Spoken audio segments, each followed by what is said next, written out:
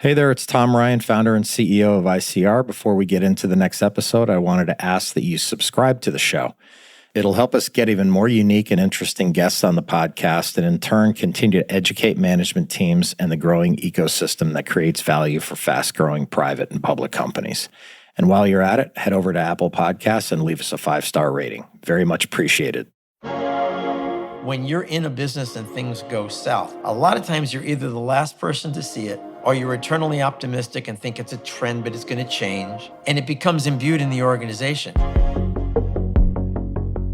Today's guest has built a career out of turning around struggling businesses, and now he's adding to his impressive track record with one of America's most beloved fitness brands. When I joined, it took $900 million of sales to break even on a cash basis. We've got it down to $180 million. My name is Tom Ryan, and this is Welcome to the Arena, the ICR podcast. Each week, I sit down with today's business leaders to give you an inside scoop on some of America's most prosperous public companies, their origins, their challenges, and the keys to their success. Today's guest is Mark Goldston, Executive Chairman of the Beachbody Company, which trades under the symbol BODI. He's one of the world's most respected turnaround executives and has spent his career reviving some of the best-known brands in the world, including Revlon, Reebok, and LA Gear, to name a few. Let's enter the arena with Mark Goldston.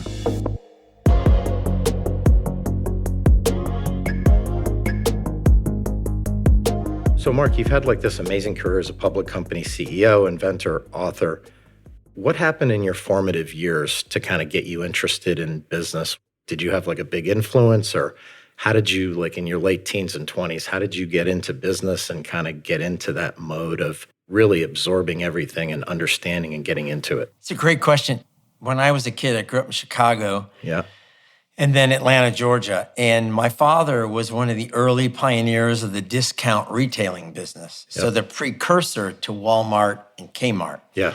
And he worked for a big box chain of 80,000 square foot stores. And so he was my Little League coach. So on Saturdays before the ball games, we would go around and see the stores. Yeah. So I would tote around with him because we were on the way to playing ball. And long story short, I thought everything that was sold in the big box stores was made in the back room. Because every time they needed something, they brought it out from the back. Right. So my dad said, when I grow up, that's what I want to do. I want to create the products. And he said, no, you want to own the retail stores that sell the product. I said, no, I want to invent the products. He goes, well, that's called consumer product marketing. I said, well, that's what I want to do. So if I'm not going to be a shortstop for the Cubs, that's what I want to do. So, I'm serious. I knew at 16 years old that I wanted to be a Fortune 500 CEO and that my path was going to be through brand marketing. And, I went to college, double majored in that, got a year of proficiency credit off my MBA at Kellogg, got my MBA at Kellogg, and I graduated Kellogg. I was 22 years old because I didn't have to go work. They let me in right out of college. So I was on my path, and that's where it started. And my dad died right when I graduated Kellogg when I was 22. So he never got to see any of this. But that's how I got started. And I knew as a kid that this is what I wanted to be. So you progress in your career and you get into these situations with Revlon and Reebok and LA Gear, as I mentioned, and now Beachbody. How did you become an expert in kind of the turnarounds, which you're largely known for? Well, it's funny. I started out, as I said, my dad died when I was young, and you kind of lose your anchor. Yeah. So some people would get very risk averse. I went the opposite way because my father died. He was 50 years old. That's why I'm such an exercise fanatic. I exercise 2.5 hours a day. I've been doing it for decades. Yeah. So I said, look, there's no guarantees in life. So I took the brand assignments that everybody said they wanted, but they really didn't want because the profile was high. And if you failed, it would be a fantastic flame out. And I figured, look, I was always the youngest guy in the room. So if God forbid I failed, I'd say, well, I was a little too young to have had the responsibility. Yeah. You know what I mean? What's the worst thing that could happen? Yeah. You can fall off the ladder and say you shouldn't have climbed it, but at least I was on the ladder. So I took these high-profile brand assignments, and it worked. It's like I was at Revlon. I was running the worldwide fragrance and skincare division. I was 27, 28 years old. I was 5 years out of business school. And we repositioned the entire Revlon fragrance division. The Nielsen market share went from 9% to 18% in a year, and everybody started talking about it. And so all of a sudden I was, for lack of a better term, a commodity.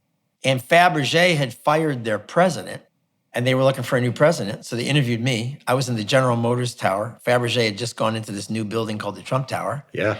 And the guy interviews me and he says, "Boy, I'd love to make you the president." He said, "But how old are you?" And I said, "I'm 30. He goes, "Well, I have kids that are older than you." I said, "Well, make one of them president." He goes, "Well, that's not what they do." He says, "I'll make you the executive vice president. I won't hire a president. And if you can turn the company around, I'll put it in your contract and make you the president." I said, "I'll do that." Yeah. So my now 38-year-old sons, my wife was pregnant with them when I did this. We turned around Fabergé, which was Brut and Aquanet. Yeah. And a year later, I'm 31 years old as a Fortune 500 CEO of a consumer product company, and I'm 7 years out of the Kellogg's. It's like the movie Richie Rich. I mean, you can't make this stuff up. Yeah. And so I basically took a high-risk path. I bet on myself. I had great people around me. I had people who weren't really my mentors, but they were people that I looked for mentorship from. And I was at Johnson & Johnson to start my career. Jim Burke and Wayne Nelson, legendary business executives. Then I went to Clairol, Dick Gelb, Bruce Gelb, Don. These are legends. So you got to see it. Yeah, and I worked for Michelle Bergerac at Revlon, who was the first $1 million bonus baby in business. And so, I was young. I grew up around a retail executive, so I understood that part of it. And, I was rolling 7s and 11s from a guy who doesn't gamble. So what are the common symptoms you see in a turnaround? I would imagine like going into, a business that's kind of eroding a little bit. I have to think there's a lot of like management denial almost, or maybe paralysis of decision making. You're almost like the EMT driving into a car crash, like no one can think straight. And well, it didn't start though. So I started out doing marketing turnarounds, repositioning brands. That's what I did at Revlon, Fabergé. Then what happened was I branched out and said, I'm now going to start doing financial restructurings as well as, so it's left brain and right. You don't usually have that. So I went to Odyssey Partners, which was a great LBO firm on Wall Street, as you can remember. And I was one of the first, guys to be essentially an operating partner in that industry. And we worked with Weil Gottschall, who spoke here today, on the creation of what were called prepackaged bankruptcies. So we took busted LBOs, and the SWAT team would go in as sort of super CEOs. We would help the management teams restructure, fix the company. And I said, wow, if I compare this with the marketing side of the turnaround, it's like cut and grow. Then you'd have something on your hands. hands. So I said, I'm going to write a book. So the dean of the Kellogg School, who was Don Jacobs, because I had been doing guest lecturing there, said to me, look, you need to write a book on this. So I wrote a book called The Turnaround Prescription. And basically, my pet peeve was you bought business books, and they would always tell you, if you see this, this is something very bad. But they never told you how to fix it. So I have symptoms, and then I have prescriptions. That's why the title is The Turnaround. So I looked at it and said, there's a lot of common elements here. When you're in a business and things go south, it's like being the coach of a team and it goes south. A lot of times you're either the last person to see it, or you're eternally optimistic and think it's a trend, but it's going to change. And it becomes imbued in the organization. And then you start seeing the symptoms. So I thought if I can document the symptoms and help CEOs do their own checklist, then I can help them potentially turn around their own company versus having to bring in someone like me to fix it. The other thing, I was fascinated by a guy named Red Adair. And every time the oil companies would have a massive fire in the Gulf, they would call Red Adair and he would go in. And I said, there's got to be a little bit of a Red Adair on the business side without being draconian. But you want to know that the end game is not to cut to a carcass. It's to reduce the overhead so you can then grow the business and get the operating leverage. So I started looking for businesses that fit that profile, where they were undermarketed or they had fallen from grace. Because you got to remember something. Bad businesses are not turnarounds. Turnarounds are companies that were great and fell from grace, and you're going to turn them around. If they've never been successful, they're not a turnaround. They're just a bad business. And the problem is you got to be careful that you're not a hammer and thinking everything is a nail. You can't turn everything around. So you got to really be judicious in what you pick. Kind of takes a high EQ well as IQ, right? For like sure. Reading the room and all that stuff. Yeah, and people don't expect that when you come in and you're restructuring and cutting, that the next phase is going to be innovation and growth. Right. They think you're just going to leave it for dead. You're just like a hatchet man or something. And I absolutely never wanted to be that. No interest. Well, you're doing it in a public vehicle, a public company, which has got to be very difficult. Yes. Requires a lot of communication, I would imagine. It does. Maybe talk about, for people who don't know the history of Beachbody, the origins of the company. What did it look like at peak revenue? Yeah, it was well into the billions, $1.2 billion, $1.3 billion of revenue. At peak, it was probably $140 million of EBITDA. Wow. Yeah, it was rocking and rolling. They had 22 years of being super profitable. The company started out doing DVDs, videos, then DVDs. Our co-founder and CEO, Carl Deichler, he's the guy who pioneered all this. Carl created all of this. Yeah. And did an amazing job. What happened was the company then became a multi-level marketing company. Right. And they had hundreds of thousands of people selling the product. Yeah. These are people who are part-time workers, soccer moms, you name it. And that whole industry, as you know, started to fall on hard times. Also a perception issue. Terrible perception. Yeah. And, never say never. I always said I would never be involved with multi-level marketing and then go fix the company. It was a multi-level marketing company. But as soon as I came in, Carl and I, the board had a discussion, said, look, we've got to get out of that business. It's not going to be long-term viable, and it's way too expensive. You have massive costs, massive compensation costs. You're paying people in perpetuity, and they may or may not go to work tomorrow if they don't feel like it. Not being critical, it's a part-time gig. So we, in December of 2024, we shut it down. We shut down the MLM. We said, we're going to be a multi-channel company. So direct-to-consumer, Amazon/marketplaces, affiliates, who are people who might have been part of a former network, but just want to sell for themselves. You see influencers do this all the time. And then we're going to create a retail division for the first time. So I spent most of my career in consumer products. So we've taken our billion-dollar brand names, P90X, Insanity, Everyone Shakeology. knows those two. Everyone in the world. Huge 60+% awareness. Yeah. And we've created a line of nutritional supplements with the P90X name, the Insanity name, and we've taken our multi-billion-dollar superfood shake called Shakeology, put it in a small form factor 7-serve bag, and we're going to sell that at retail. So we hired the largest retail broker company in America. We had a brokerage at Fabergé. We were sold by brokers. And they're selling us into food, drug, mass merchant, club stores, and C-stores, starting this quarter and next quarter. So you'll see P90X in a store. You'll see Insanity in a store. Never existed before. Yeah. Shakeology, which grew to $3.2 billion in cumulative sales, 1 billion servings, has never been sold in a store. Yeah. Now it will be. So my hope is that if you and I sit down 12, 24 months from now, we will have a formidable, popularly priced nutritional supplement business at retail. We will have energy drinks under the P90X and Insanity name at retail. We'll have these products available for sale direct to consumer, as well as our 140 program fitness library with 10,000 hours of video, which cost us over $500 million to produce. So we have subscriptions that we sell to that, to join that. Then we can augment that with meal plans, augment that now with nutritional supplements. And we've taken the break even of our company to, this will blow you away. When I joined, it took $900 million of sales to break even on a cash basis. We've got it down to $180 million.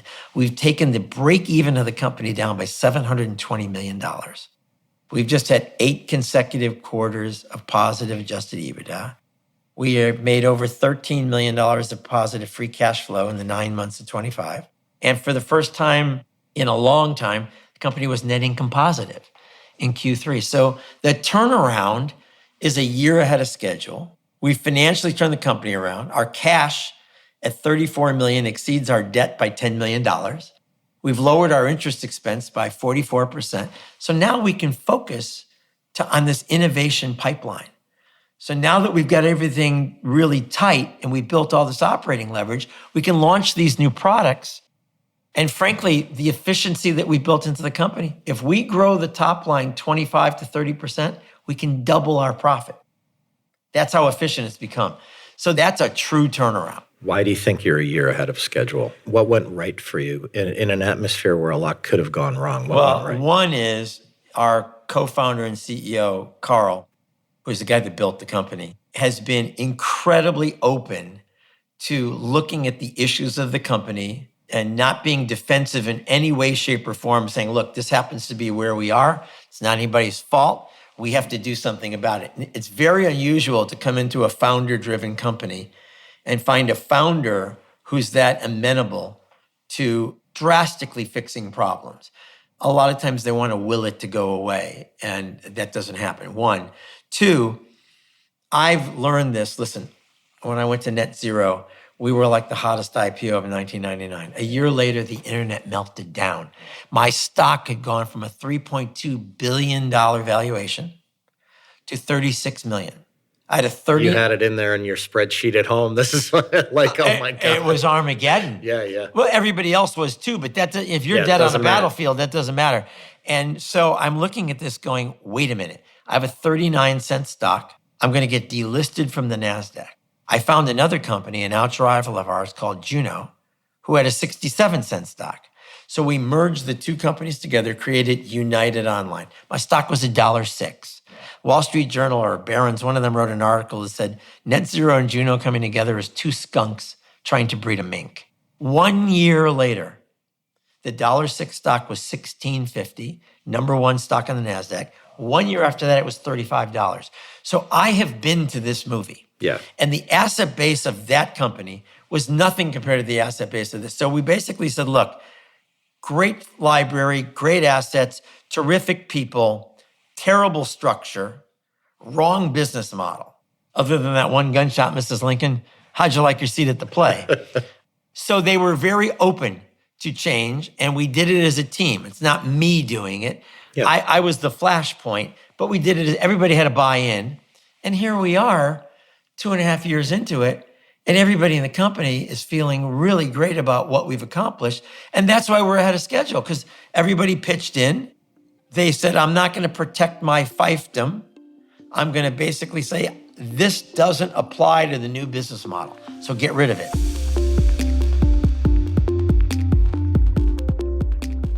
So Mark was able to convince the Beachbody team that leaving the MLM business, multi-level marketing that is, behind to pursue a retail distribution strategy was the way to go. But we're also in a little bit of a wobbly retail environment, and I wanted to know from Mark how they'll account for that as they roll out the new plan. So the retail environment in general is obviously soft. We all know that. Whether it's due to tariffs, you name it, it's soft. But that being said, there's $1 trillion of goods that are sold at retail. So yeah, if you're trying to build a business that does 50, 100, pick a number, I mean, you are a black speck of sand in the Sahara Desert. That is the consumer marketplace. So there's plenty of people, there's plenty of volume to be done, and there's 504,000 retail outlets in America for you to sell at. So, you know, the little violin, we don't want to hear that playing. So that's number one. Number two, in terms of expenses, what we do, because we're so disciplined as a turnaround, and now it's been installed in the company as part of its fabric, its gestalt, is we will not get out over our skis in terms of purchasing inventory prospectively. We're going to get orders, and we're going to commit those orders to production, and we'll keep some level of safety stock, but not a lot. So your expenses are under your control from a marketing standpoint. Instead of spending a lot more incrementally, we will redirect monies to these new green shoots. I'll give you an example. The most successful fitness program of all time is P90X. That's us. It's bigger than any name ever in the fitness, bigger than Beachbody. For sure. Okay, so we did a concept test. This will blow you away. We did a concept test on P90X nutritional supplements against the whole category and energy drinks. You know what brand ranked as the number 2 most popular brand in the concept test? P90X. Guess what? We don't make supplements. We don't make energy drinks because the brand name was so well known. That looks like a green flashing light for you, 100%. Right? If you and I were going to launch a nutritional supplement line, it was called Mark and Tom's. We'd have to spend hundreds of millions of dollars to build awareness. We've got a 62% awareness product. So we don't have to overspend. And the other thing is, when we go retail, we're going to be launching a new P90X Generation Next video series. So now, for the first time in 15 years, there's going to be a new program. And what we're doing that's, I think, pretty brilliant is we're going to put a QR code on the front of every P90X nutritional supplement bottle. They sell for $15 to $34. If you scan the QR code, you're going to get a $35 monthly P90X for free. So now you just bought a $34 whey protein tub. If you scan this, you're going to get a $35 value on the video alone. So we're going to cross market. That's not been done. So if the BODI company, and the reason it's called BODI, by the way, instead of Beachbody, Yeah. before I got there, the quarter before, they changed the name because they wanted it to be more relevant to just people beyond six-pack abs and big arms. Yeah. So it stands for Beachbody On Demand Interactive. That's the BODI. To further that strategy and to augment what we're going to be doing by branching out into retail, et cetera, we just launched something 3 weeks ago called the 10-Minute BODI, where Carl and I got together and said, there's 185 million people in America, Tom, who are categorized as being overweight. Yep. They don't exercise. 75 million are clinically obese. So showing them six-pack abs and big arms, they're afraid of it. They're self-conscious. It's too hard. And I don't have the time. And I don't want to go to a gym because I don't like the way I look. So what did we do? We created 400 individual units under the aegis of the 10-minute BODI, 10-minute muscle, 10-minute core, 10-minute cardio.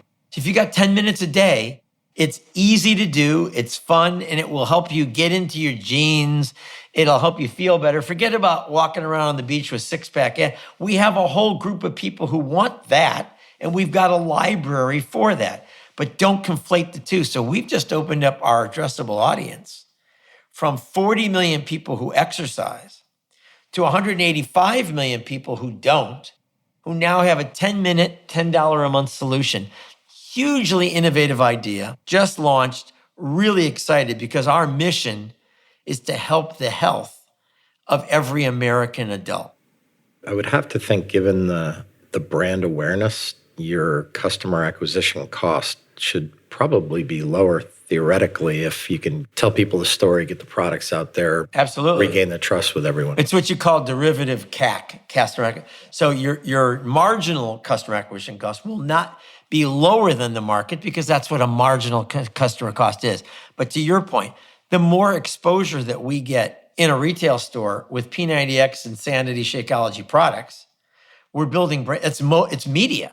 When you walk into an Albertsons and you see 5 facings of P90X, whether you buy the product or not, that's advertising.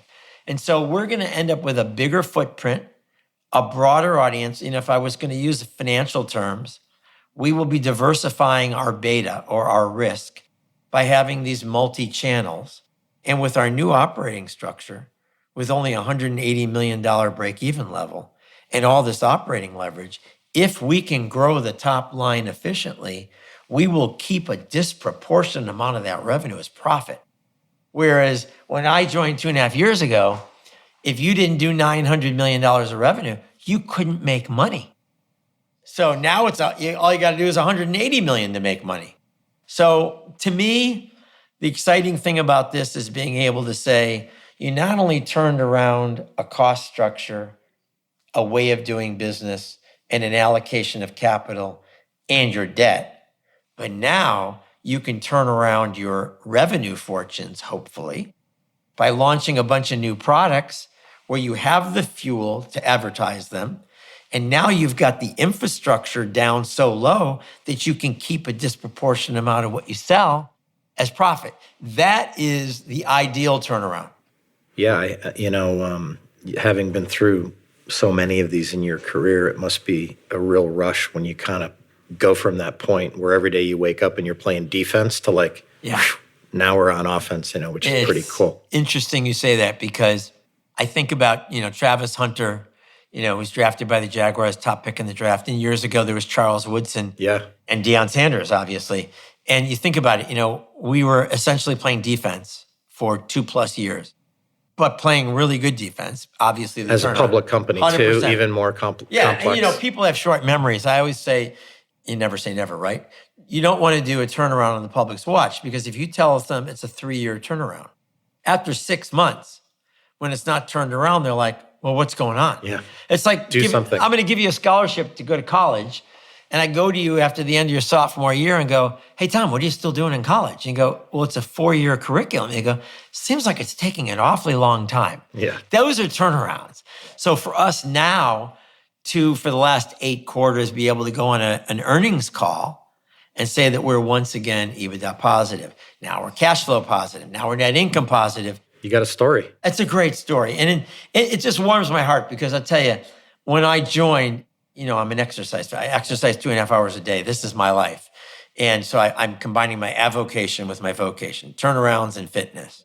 Now what's really cool about it is everybody, both inside the company and outside, has seen the new slimmer body, no pun intended. And they're like, wow, now what can the company do? As opposed to, is the company going to survive? Are they buried under debt? The MLM is a bad word. Okay, that's all gone. I mean, the market cap of the company when it went public via the SPAC in 2021 was $3.2 billion. The asset base of the company today is stronger than it was then. The break even of the company today is $720 million lower, and yet the market cap of the company is $90 million.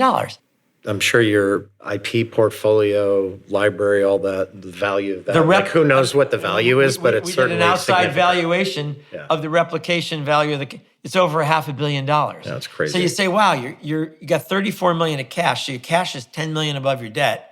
Your library is worth $500 million plus because the market doesn't know the story. You said Takes to me a while. Before, how many people are touting the story? We're just now starting to really get it out there because we didn't want to talk about it before it was done. Of course. Nothing is linear. Right. It's like you have ups and downs during the process. And when you're reporting quarterly as a public company, this particular 90-day increment may not show as much progress as the other one. So it's like kind of herky-jerky. I did want to ask you one question about the GLP, that market. How does that factor into your thinking and strategy with innovation and new products? And how does it all kind of fit together? Well, I'm known for my puns, so can I use one? I'd love it. I think it's a shot in the arm. And maybe a shot in the belly. Yeah. So here's the deal. GLP-1 drugs were developed, as you know, for diabetics, try to get their weight down. It then became, for lack of a better term, a vanity drug, which got a broad scale adoption. The number one warning that they put on a GLP-1 drug is what? It will cause major loss of lean muscle mass. Well, when you're over 40 years old, what's the one thing you don't want to do? Lose that. So we are the adjunct. We are the sidecar to GLP-1. If you go on a GLP-1 to lose weight, good for you. But let's don't have you lose your muscle mass, lose your balance, start falling. You don't want that. So if you use BODI, and by the way, if you're overweight, you're self-conscious. You don't want to go to a health club with a bunch of fit people. And you think this is Mount Kilimanjaro. You don't want to do it. But if you use BODI, it's in the privacy of your own home. So you take your GLP-1, you use BODI to fortify your lean muscle mass so you won't lose your strength.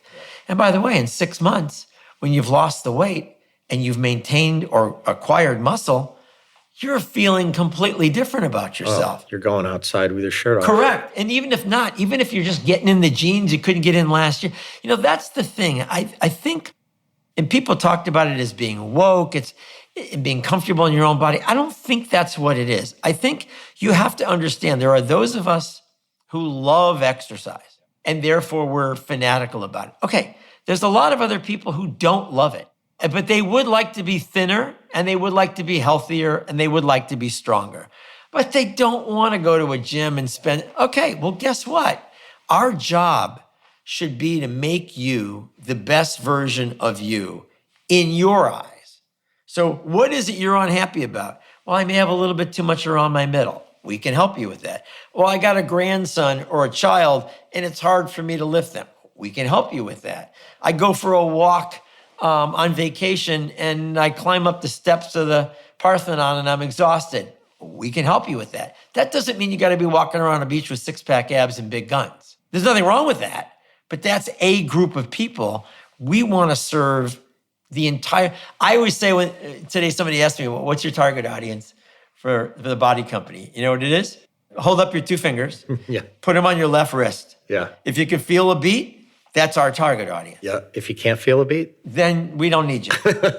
All right. I have one last question Yeah. for you. And this is a good one, I think. When you sit down with investors, I've been in a lot of investor meetings in my career, and sometimes the person across the table from me is like very quiet, and I always think like, well, if they're quiet, they're either like really smart or they really don't get it. When you sit down and you talk about the company, the value, the drivers, all of that stuff, and you're talking to an investor, what do they miss about the value of this business that's not reflected in the current market cap? I will tell you, it's very, very interesting. We have largely been meeting with, historically, small cap and mid cap investors. When we tell them the story, they love it and they get it. They always say, I have an expression, Tom, unseen plus untold equals unsold, which means if you can't see it, you don't talk about it, no one's going to buy it. And so they will say to us, wow, we did not know this story.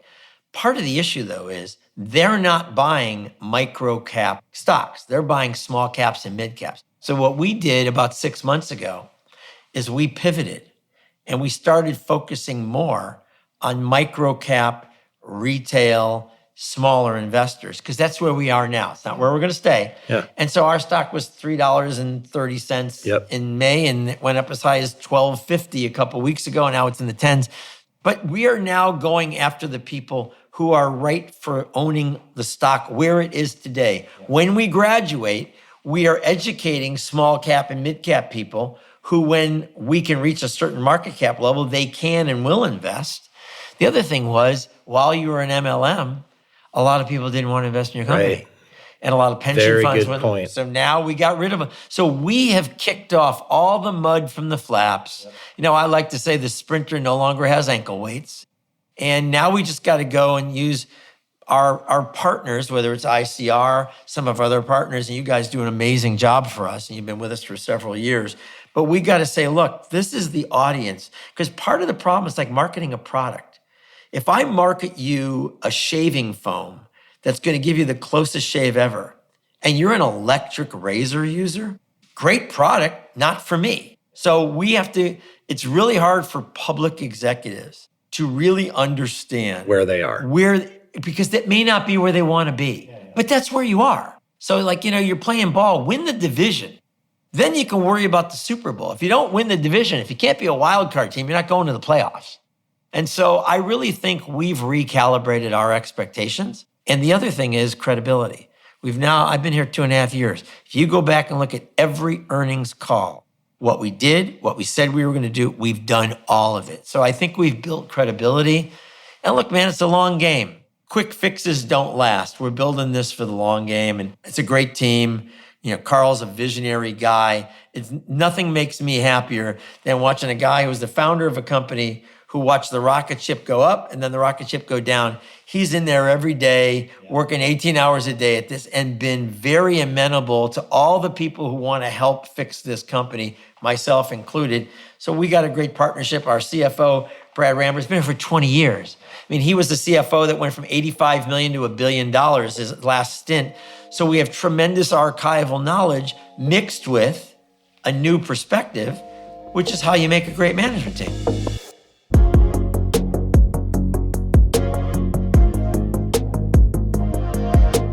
That was Mark Goldston, Executive Chairman of the Beachbody Company, which is the parent of BODI.